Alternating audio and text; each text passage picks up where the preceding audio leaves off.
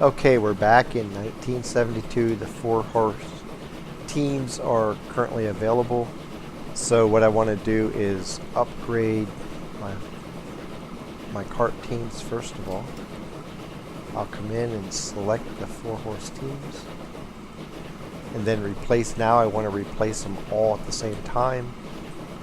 Um, if I just let the vehicles get old as they go, uh, that has the potential for problems.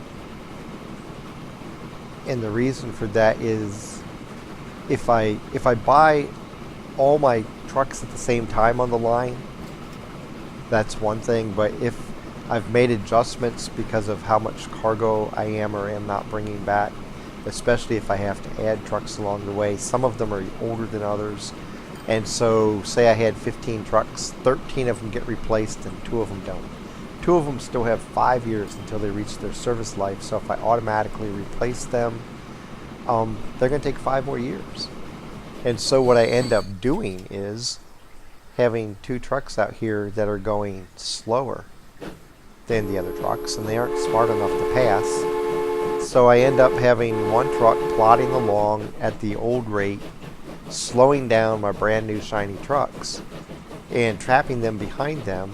And so in effect I have more efficient, more effective trucks being forced to operate as though they were still the older model.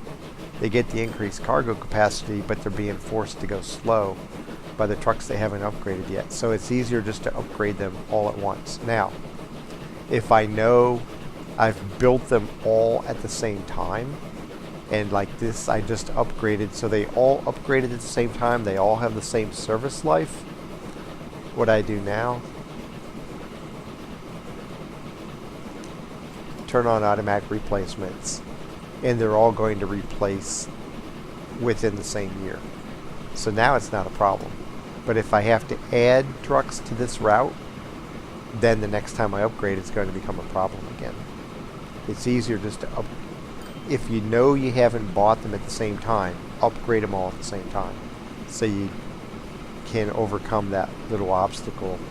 And sometimes unnoticed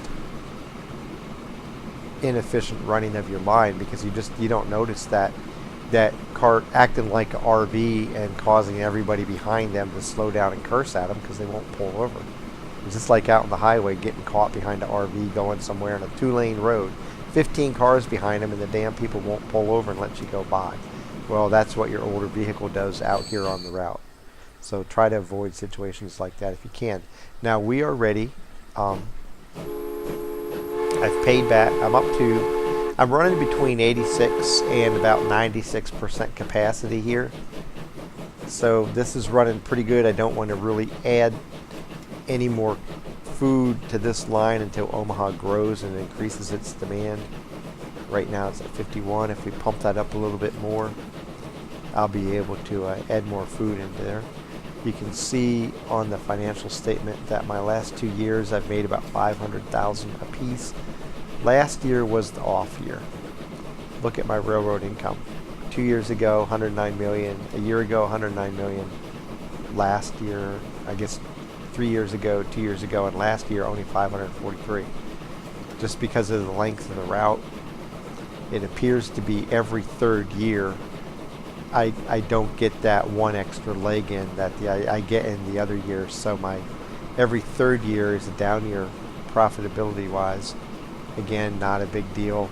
It's just the way the game plays out. You hardly ever have a line set to where you go out and back perfectly in sync with the calendar year. So your income from year to year, you'll either have a year where it spikes up and you get an additional leg, or you have a standard income and every so often you have 1 year where it dips down and you don't have quite as much. What you do there is look at overall, if I take the average, how much am I getting per year on average. So I want to build this fuel route. Here's the next thing. I'm going to pause it. Just do it all at once. My first decision I've already made. I'm not going to go to this refinery. I'm going to go to this one because it's just slightly farther away. A little bit less terrain to negotiate. And I think what I'm going to do is just cut between these fields and make the route as straight as possible. Now, second issue is I'm going to be crossing my food line. If I was going somewhere over here, I could just lay a section of double track and run them together and then branch off, and no train would ever have to stop for the other unless they hit the same block of track going the same direction and have to wait just a short time for the preceding train to clear the block. But with only one train on each one of these lines, the number of times they're going to meet right here in the middle and force one to stop while the other one goes by is probably slow. My only fear now is, do I have enough space to build a 320 station and not run into this railroad? I may have to put my station out here, or I may have to angle it this way a little bit just to see if it'll fit. So let's see what that's going to be like. Freight mode, switch to freight mode.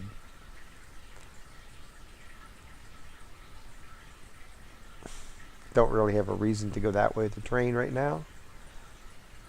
So I want to make it 320, and this is what I thought. I would go past here. Now if I wanted to, I could build a bridge. That would be cool, have a bridge go over my terminal. But nah, I don't want, I may have to. I think what I'm going to have to do is go out this way just to get this dang thing to fit. That is going to make my terminal more expensive. Let's see. Because I have terrain over here, I wonder, man, if I go this way, it's a lot cheaper. But I have a hard turn. If bridges weren't so expensive, I'd build a bridge right here in the future. I may just turn this into a bridge and go over it. I don't think I can hook up this way. I think it's going to be too far away. Here's what I'm going to have to do. See if I can run it out this direction. I really do want to have the 320 capacity because I'm going to want to run 15 tank cars in the future.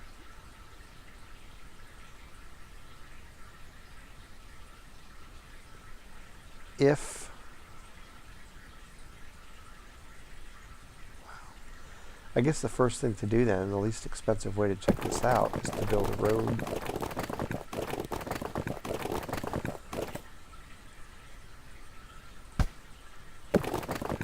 Build a road in from here. And see if I can get service.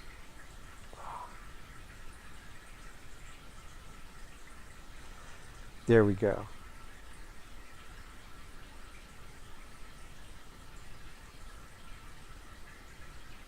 Oh, I had it for a second.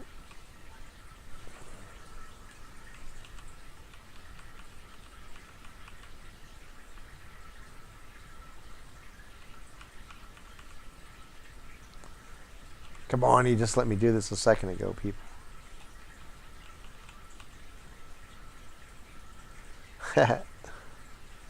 That works. I'm just trying to spin it over here and see if I can get a little bit better.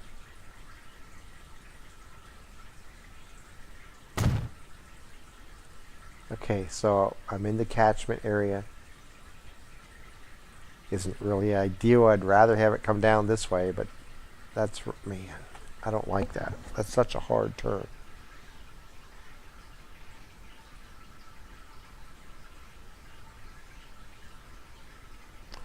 Decisions, decisions, decisions.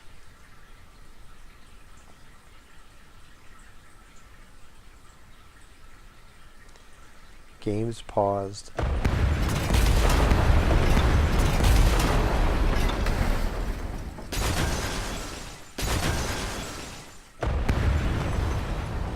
Get out the wrecking ball.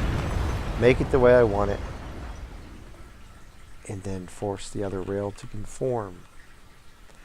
I'm still going to push it back as far as I can so I don't have to change my other route. I want to aim right through here.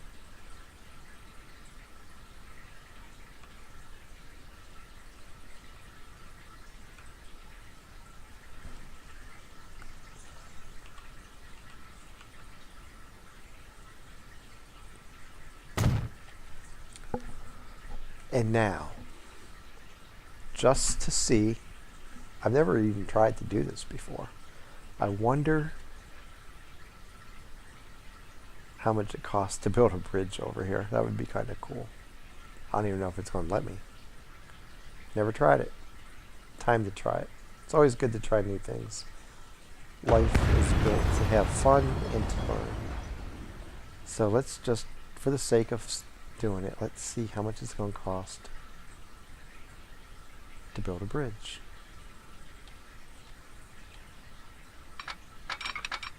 If you've never built a bridge before, the way you do it is you hold down your shift key, you click this arrow, and then click the up arrow. Okay? And because I don't really want to build it, I'm just testing it. I guess I could save the game and then build it and then come back and reload it, but I just click the red X.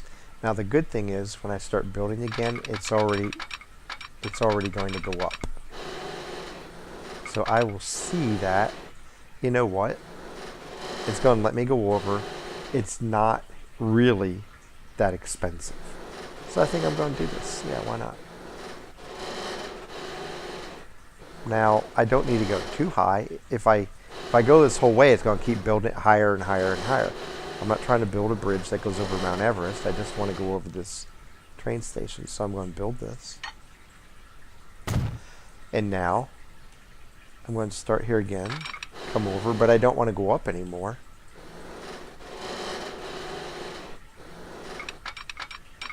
I want to go down. So for while I go over top the station, I'm going to set it to this little indicator here, my slope indicator. I'm going to make it perfectly straight to go over top, and I'm across. If it was too low and I wasn't high enough to clear the train, it would shade the area down in here red and let me know that it wasn't high enough to allow trains to pass underneath it. So I know I'm high enough. Now I'm going to want to slope downwards. I'm probably going to want to destroy this edge of track. Maybe back to here. So now I get out of destruct mode so I don't tear down what I just built, this wonderful, beautiful bridge. And we will go back to track, come out again, and I'm going to go down. Now I'll probably have an issue with this road. It's not going to like that slope. And the other issue you get is, at what point do you level out the track and make it level and make it even again? Because you have to go in and manually tell it just to smooth out. Otherwise it'll start digging down and pretty soon you'll have a tunnel. So to line out your cursor with exactly where you're back on level terrain is sometimes hard to do. It can be frustrating. It can cause you to pull your hair out. So the easy way to do it is to come in from the other way. I will come in from this side. I'm pretty certain it's going to tell me I have to destroy my road. And this is automatically going to adjust the terrain and meet up, and it says too much slope. So I'll just backtrack a little bit. And I'm going to destroy this road right now. And now as I build in, it's going to adjust the slope for me. Perfect. I'm hooked up. The road's going to be an issue because the natives don't like it when I interrupt their transportation. So I'm just going to make a minor adjustment here. Let's run the road under the bridge.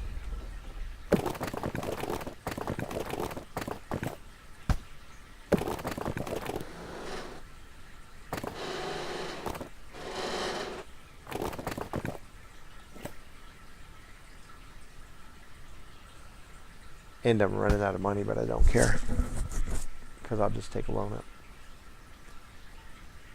Or do I want to go under the bridge? I don't really have a reason to go back and forth that way. I could care less if the townspeople have a longer route. It doesn't impact me at all. I'm going to have to take out my first loan here. Not really worried.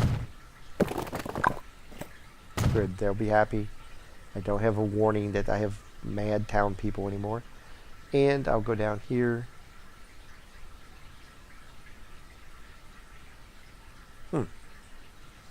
I've never done a configuration like that before. I'll come down here and build my depot. Let's just, for the sake of it, look here at South Bend. Oh, perfect. Industry is on this side of town. So if I ever get to the point where I want to drop off fuel on the way back, I just have a terminal right here, and it's all going to work out well.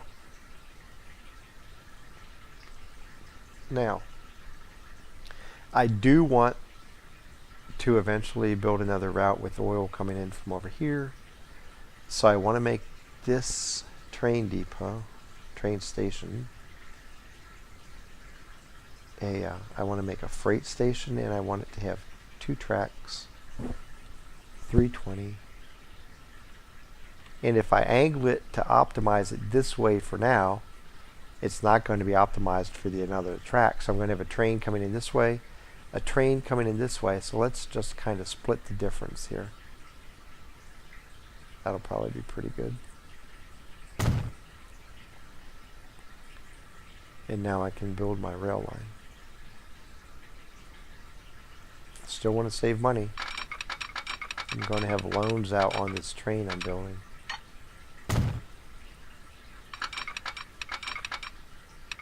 So we'll shoot the gap between the field.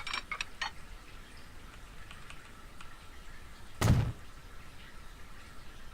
I want to come right up here.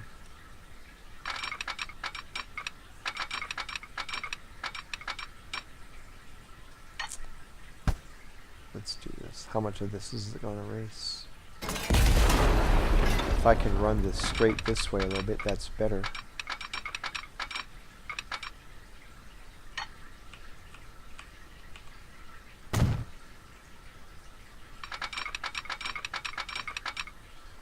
Start a gentle turn. And I don't care if this line runs through any eventual freight station over here. As a matter of fact, it'd probably be more efficient to have it go to the side of it so it doesn't get involved with the freight station traffic, and then I can just add a side route to meet up with the station when I do it. So close but not quite is exactly where I want it.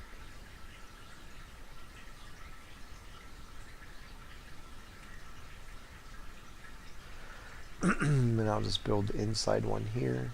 Doesn't really matter in the beginning. As long as the one coming in from the other direction I build into the other line, it'll both trains will be able to be on that station at the same time if they ever meet up like that, and they won't slow each other down.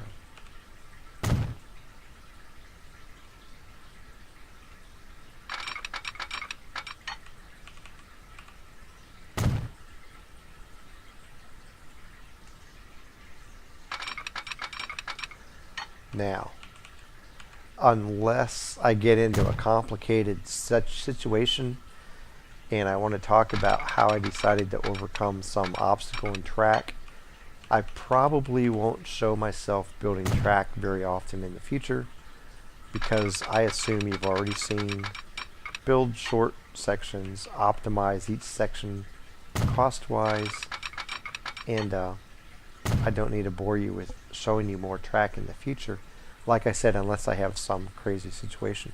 Now, when I get to building a whole bunch of signals, I may show you how I do that, because you can really screw up a route with poor placement on signals. Because I chose to build a bridge here, I don't need signals again.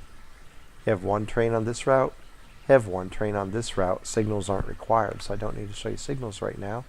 You already know I'm going to build my depot right here for the same reason as why I put it close to my resource end near the farm. I'm going to put near the resource end, which is the oil well, on this line. When I upgrade, I'll be able to send my train right back on the line. I'm going to need another loan. I'm probably going to need 4 or 5 loans overall to finish out the train and trucks.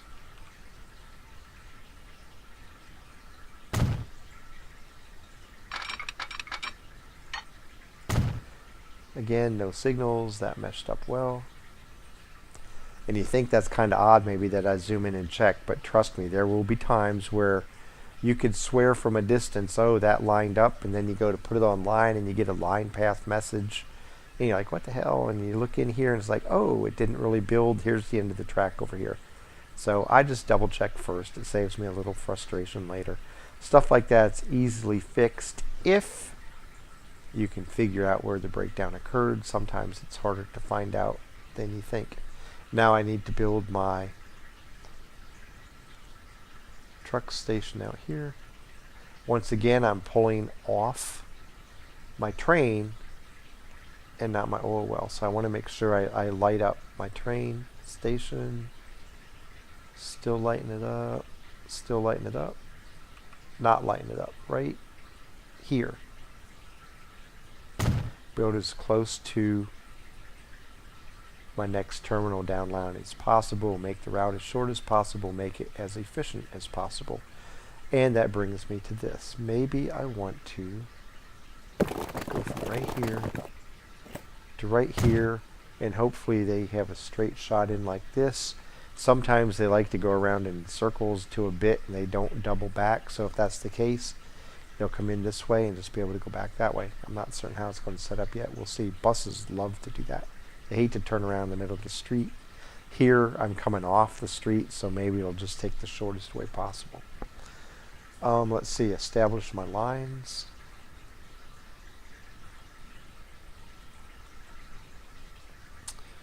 And my train route. And then I'm ready to build my trains and trucks. And set it in motion and watch me lose money for a little bit.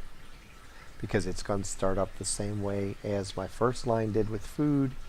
And until I get that demand going and until I get my train running at full capacity, it will lose money. Now in this case, since I have a pre-existing line, that will offset either most or all of my losses, and I may continue to make a little bit money.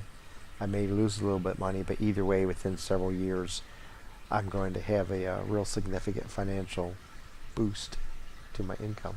So we'll see what happens here. Trucks, I need to depot already built. Don't need to build another one. And I get to build my 14 carts, which is why I waited till 1972.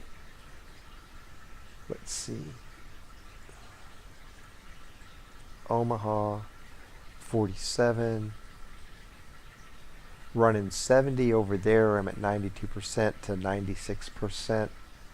Not quite the same demand, but very close. I'm only at 47. So I'm going to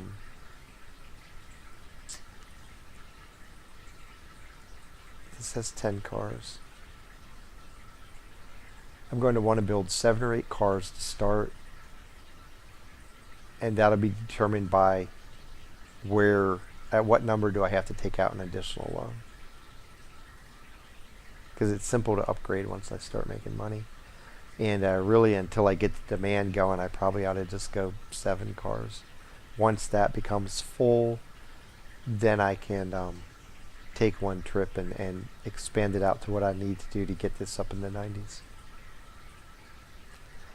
So given that, let's see, actually, it looks like it may be just a very little bit. It is shorter than my other route. Yeah, just a little bit shorter than my other route. So I will start off.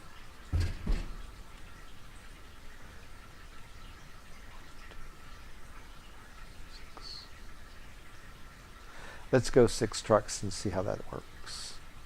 This is line 3. Now I only have 342,000, so I need to take out some more loans. Let's take out 3 loans and then we'll go from there. I am going to buy my cars first. Now I'm doing fuel, so I need tank cars. 1, 2, 3, 4, 5, 6, 7. Do I want to run the Baldwin? Going from the 440, I go 28 miles an hour. I only have 177 pulling power, whereas the Baldwin goes up to 37 and has over twice the power. Tractive effort's 15. That's 8. So I have almost twice the tractive effort and over half the power. Plus I can go basically 50% faster. Not quite 50%, probably about 33% faster than the 440. However, this has a little bit of more significant cost. So if I run 7 cars, take out one more loan, I can buy the Baldwin, and that's what I'll do. Pretty much have to do it, since when I said that, I already did it. Now here's the cool thing. Watch this. If I want to, if I say, no, I don't really want that, that's really a little bit more expensive. I'd rather have another car and add in the 440 American. Look at this. I can sell it back. Did I lose any money? No. This cost me $687 and it paid me back $687 when I sold it out. So don't be afraid of making a mistake over here. When you're setting up a train, you sell it back. If you buy it and decide you don't want it, and I'd rather take the 440 American and add another tank car and add another tank car, cool. And then you're thinking, oh my God, that's a lot of weight to have on a 440 American. I don't want to do that. I want to go back to what I first thought of. No big deal. I didn't lose any money playing with it. Which seems kind of weird because I'm spending money, but until I put it online and send it out, I can play with it, sell it, rebuy it, resell it, rebuy it as much as I want, and it doesn't really cause money to move hands. It's kind of like when you buy a car at the car dealer. Until you drive that car off the lot, it doesn't matter if you've already signed the paperwork until you drive it off the lot. Not really yours. That's why they want you to get in the car and take it home, because that finalizes the sale. Until I put it out online, I haven't really spent the money. I'm just toying around. Don't be afraid of trying different configurations and seeing exactly what you want. It doesn't cost you money to do that. Now I'm on the line. The money is gone. I could still go into the depot. I'm not going to do it. I could pull it up from the depot and do the same thing. Once I start the game, now I've spent the money. The train is now mine. Here it comes out of the depot.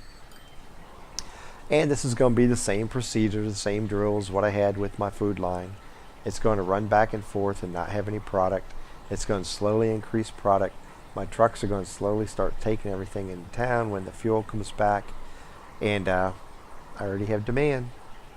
Cool. Not in time to get me out there, but I had to hit the station first. My trucks hit the station. My train hit the station. Hey, we needed to move product this way. We need to start pumping oil. And they started pumping crude, Texas tea, fool's gold. And so Black Gold will be trip back. We will start pushing cargo down the line. And I am going to take a break for another several years. Let this build up the speed, and I will come back when we're at full capacity, and we'll see how we're doing. Now, as far as the other line goes, continuing to make a little over $500,000 on the years where I don't miss that one leg of the route. So my first line's a financial success. This line should check in with pretty much the same amount of profit, maybe a little bit more, because my engines run a little faster, and so I'll make a little bit more money doing that. And I'll be back in several years and we'll check in and show you how that's going. Then we have to make the next big move. Where do I make my third line? What am I going to do next?